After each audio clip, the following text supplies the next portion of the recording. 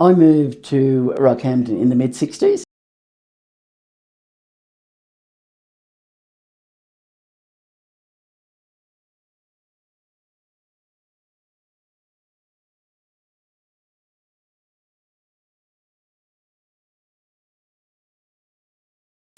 I'm the eldest of 5 children, and my mum and dad realised that if they were going to put all of us through school all the way to grade 12, they needed to come in from the country. I was raised in Theodore, and moving to Rockhampton was like absolute heaven, because suddenly we had shops, we had neighbours close by, which was very unusual after living on a property, and for us it was just wonderful. The things that we did notice, that while you had neighbours close by, they kept an eye on you and you kept an eye on them. Everybody helped each other. It was very community spirited, I felt, in the 60s in particular. And at one stage, my husband worked for the PMG. My father was a worker at Lakes Creek Meat Works, and I used to work at the university.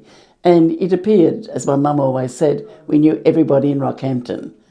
And to a large degree, that is still there, I think. But I guess it was just having the choices to go to the movies, all of those types of things that made Rockhampton what it is. It is just a big country town. I still feel that way. But it certainly opened a lot of doors for us coming to Rockhampton.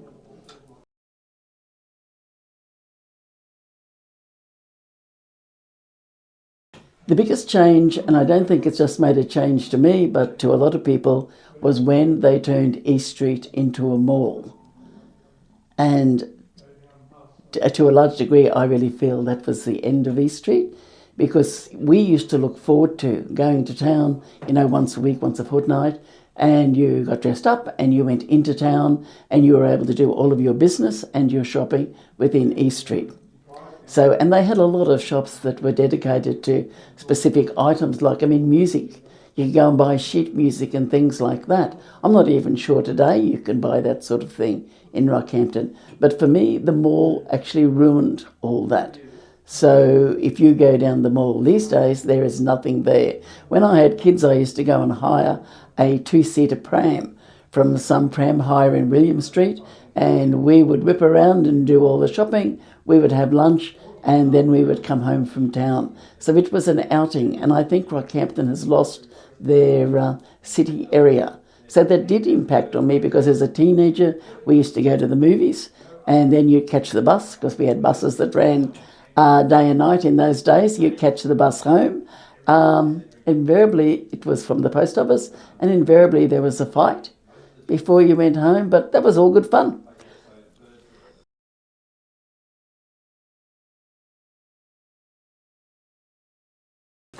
I guess choices. Once again, choices is a thing that I miss the most. When we first got married, we had we lived in West Rockhampton, and we had probably 4 or 5 corner stores. So you could walk there, you could drive to one a little bit further away. All those choices were there. If anybody remembers when video stores came out, they were on every second corner. And now I feel that you're actually channeled into a bit of a bottleneck, because you go to a shopping centre and that's it, and the choices are no longer there the way they used to be. We might have choice in the sense there's more diversity in some of the products that we purchase, but in terms of choice, just think about the cinemas.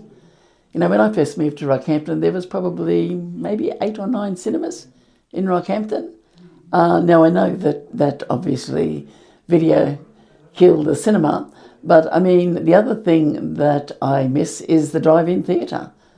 And I would think that young people as well might miss the drive-in theatre. And I can remember taking our kids to the drive-in theatre. They were quite young, they sat in the back seat. They went to sleep as soon as we arrived, just about. We sat in the front and had our teenage years all over again. But I also remember the last time we ever went to the drive-in theatre. And people will remember there were 2 screens, and we were actually sitting in the front seat behaving like adults, and looked around to see what was going on in the back seat, and the kids had discovered the other screen was showing a way more interesting movie, which appeared to me, from what little I saw, very much an adults-only movie. But I think the fun and the excitement of going to the drive-in, it's really sad, actually. And even though I know young people like to stay indoors or go out late these days, I don't think they've ever tried the drive-in.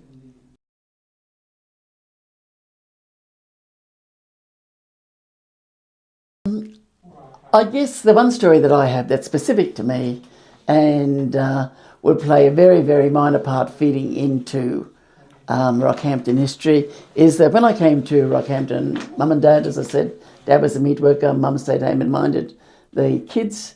We had very little money. So I realised quite quickly that I had to get, if I wanted to go out on a Saturday night or anywhere at all, do anything, I had to get a job and earn money. I started off doing a paper run that lasted about 3 days. Lots of rain, and the early morning didn't really appeal to me. And then I got a job at Yellow Cabs, actually. And if people remember, Yellow Cabs used to be in the back of the service station at the corner of Campbell and Denham Street, I think. But around about the same time, I applied for a job singing, and I got a job singing at the Hepper Hall on a Friday night. And that then led to me being a go-go dancer. And I have to say that when I first mentioned it to my parents, to say that they had a conniption probably was an understatement. But I did mention to them that we would not dancing in bikinis, that we would be fully dressed.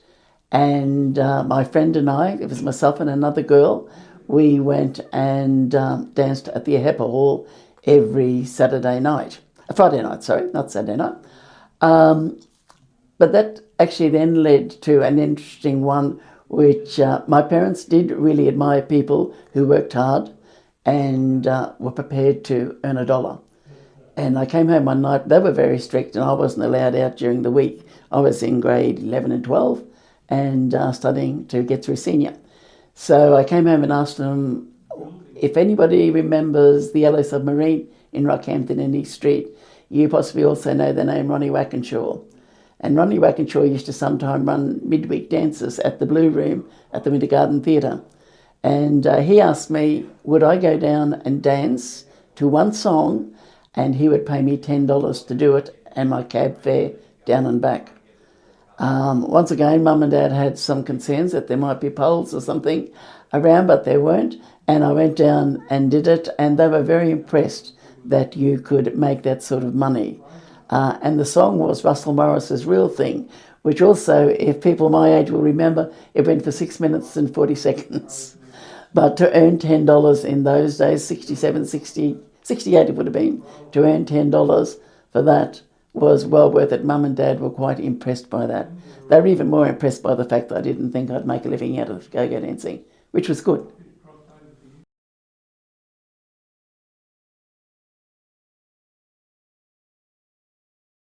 I think the biggest thing people coming into Rockhampton get wrong is that there's nothing to do. So at best they treat Rockhampton as a stopover. And to be honest, it's like going anywhere. It's amusing, really, because if you're going overseas, you'd be doing all this research what to see. You should be doing exactly the same thing when you're travelling in Australia. And in Rockhampton, there are loads of things to see if you just take the time to look. So, you know, we have wonderful architecture along the riverbank. We have nice river walks if you don't want to look at the architecture. There is a lot of history here from World War II, which most people, even Rockhampton people, don't know about. So I think that until you've actually come and lived here, you really don't know what's going on, and that's fine. But as a visitor, don't waste your time. There would be enough here to do looking at the murals. You know, I wonder how many locals have been out to the university to check out the murals out there. I wonder how many people have been out just to have a drive around the Rockhampton campus of the university, because it's a really nice campus. You know, there's the dream time to go and see. There's plenty of things to do of an evening. The Great Western, I mean, how often do you get a chance to go and see the Rodeo of an evening? So I think that is the biggest problem that we have in Rockhampton. I don't know if it's because we don't sell ourselves well, but I don't think people do their research and they presume we're not good.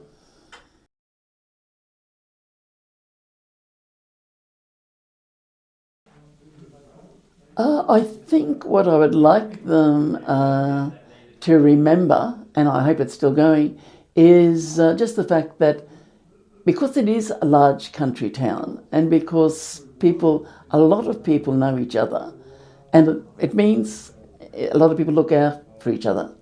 I think neighbourhoods are very good, but you have to accept that the neighbourhoods have changed. We have a more diverse group of people now living in the neighbourhood, but just as you may be wary of people from overseas, for example, moving in close to you, they would be fairly wary as well moving into Australia because we have some odd customs. So, what it would be nice is if you realise that we are a fairly resilient group of people, and we come through floods on a regular basis. We have fires on a regular basis, all of those things, and we come through that and we push on.